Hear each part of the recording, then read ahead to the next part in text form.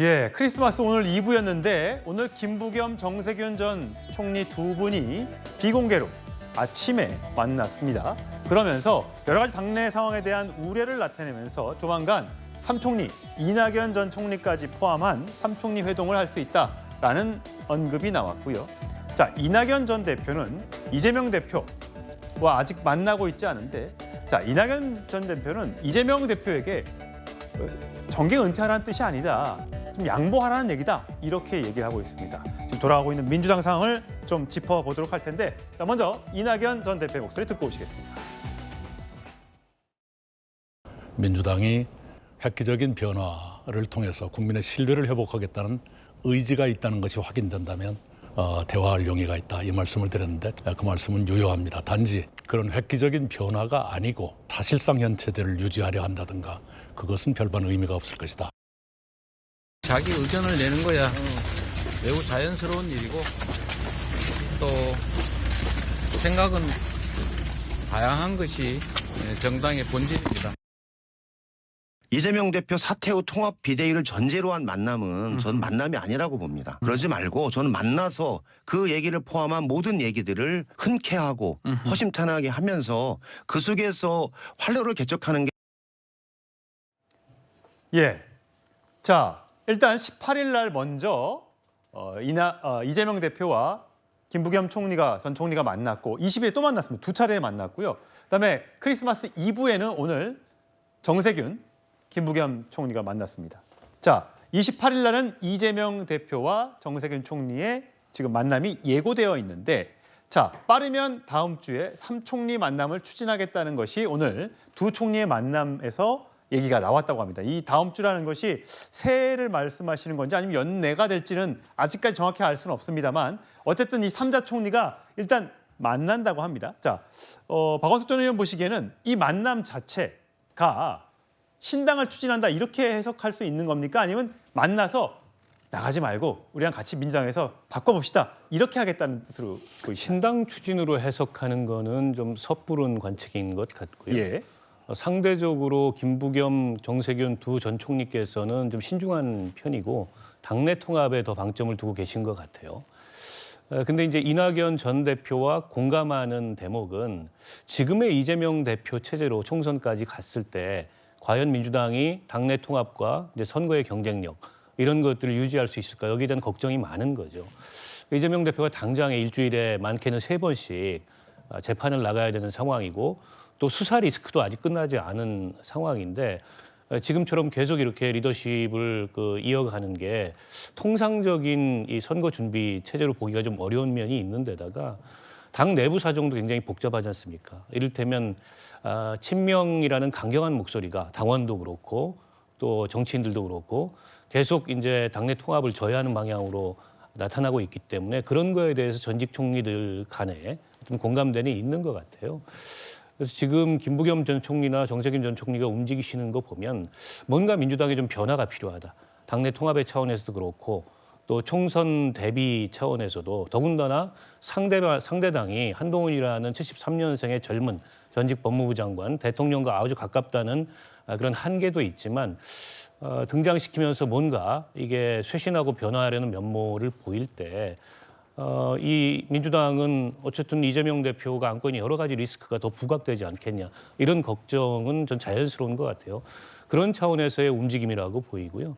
다만 이게 향후에 이재명 대표가 이에 대해서 어떻게 반응하느냐에 따라서는 단지 그냥 당내에서 걱정하는 것을 넘어서서 뭔가 이재명 대표의 결단 내지는 이선 후퇴 이런 걸 요구하는 조금 더 직접적인 행동으로 나타날 수도 있겠다, 이런 느낌이 듭니다. 예, 민주당에서는 뭐 이낙연 대표를 잡아야 된다, 붙들어야 된다라는 목소리도 있는 반면에 그만 분란을 일으키시고 나가십시오라고 나가라 이렇게 직격하는 의원들도 많이 있거든요. 그 목소리를 저희가 준비했습니다.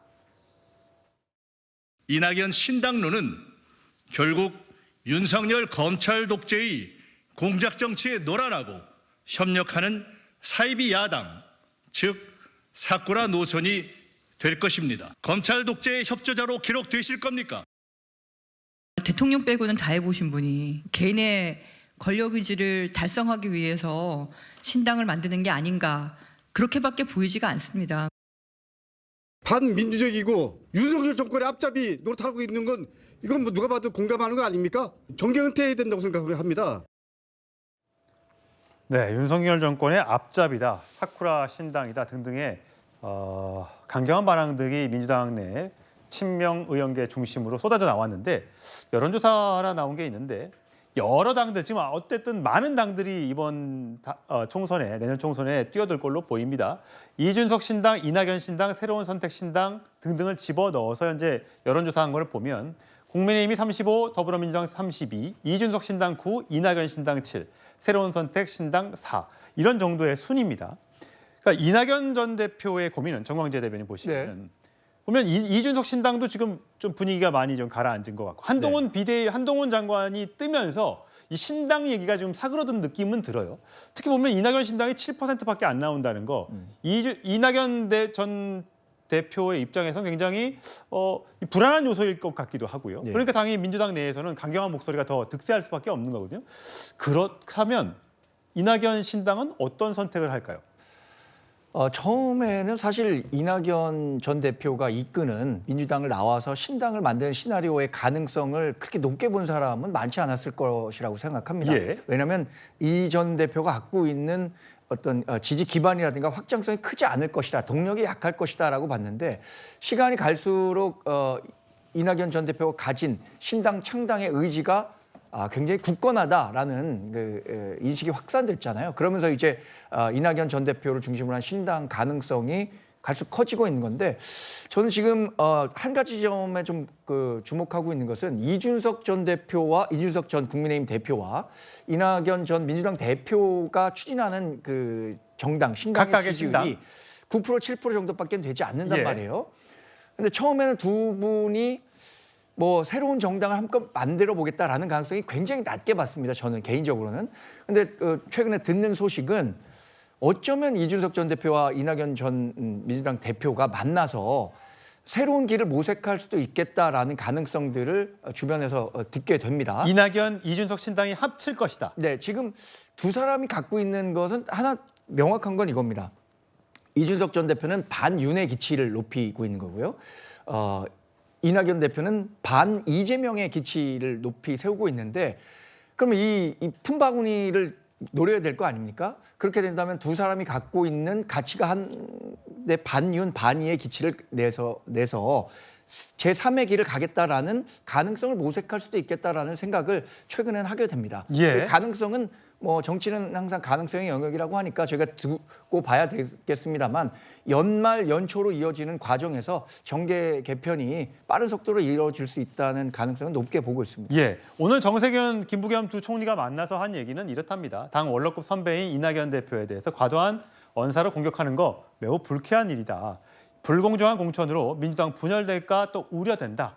자, 이 얘기가 뭐냐면 비명계 최성 그다음에 김윤식 예비 후보가 이번 총선에 나가기가 어렵게 됐습니다. 공천을 받기는커녕 그러니까 심사에 나가기도 어렵게 되면서 이것이 비명계 인사들의 축출 작업이 아니냐라는 걱정을 하고 있는 건데, 자, 저희가 이 두 사람의 목소리를 준비했습니다.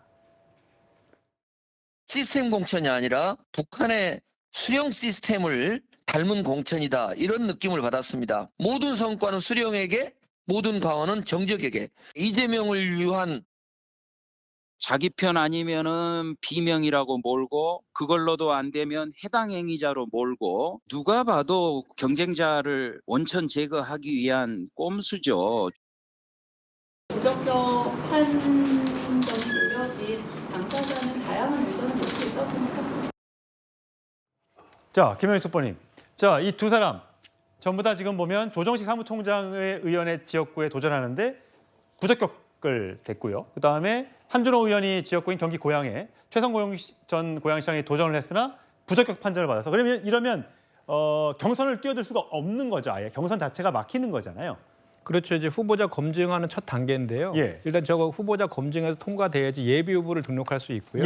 예비 후보가 등록하게 되면 그다음에 이제 또 공관위에서 또 2차 심사를 합니다. 거기에 통과되면 이제 경선 후보 자격이 주어지는 거라서 첫 번째 과정인데, 근데 저거 내용을 좀 들여다 보면요. 저기는 지금 저희 당원 당규에 7가지의 예외 없는 부적격 사유가 나열되어 있거든요. 형식적이고 기계적인 심사를 하는 거예요. 그래서 거기에 해당됐기 때문에 아마 부적격 판정을 받은 것이고 1차에서만 500명이 넘는 그 후보들이 저 후보 검증 신청을 했거든요. 그 안에서 이제 그 검증위원들이 검증을 하는데 거기서는 정말 기계적으로 아마 할 겁니다.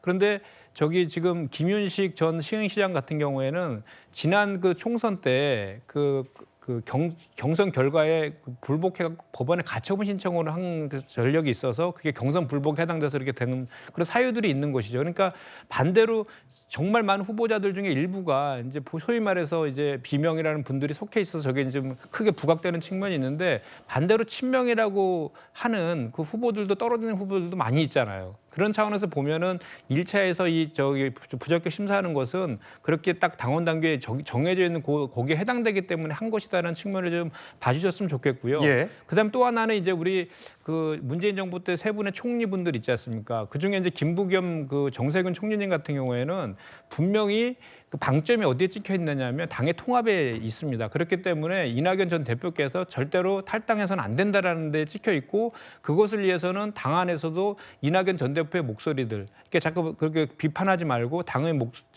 당내에서 목소리를 좀 들어주라라는 그런 가교 역할을 지금 하고 있는 과정이라고 보고 그렇기 때문에 이제 앞으로 이제 뭐 28일 날 정세균 총리랑 이재명 대표랑도 회동도 있고 또 세 분의 총리에서 만나는 그런 과정도 있겠지만 결국은 그 당 안에서 신당을 만들지 말고 당 안에서 다양한 목소리들을 좀 그렇게 수렴해가는 그런 가교 역할들을 하시려는데 방점이 있다고 저는 생각하고 또 이재명 대표께서도 그런 열린 그런 자세로 만나겠다라고 표명한 만큼 그렇게 잘 좀 큰 틀에서 작은 차이를 극복하는 지혜가 좀 발휘됐으면 좋겠다 이 말씀도 드립니다. 예.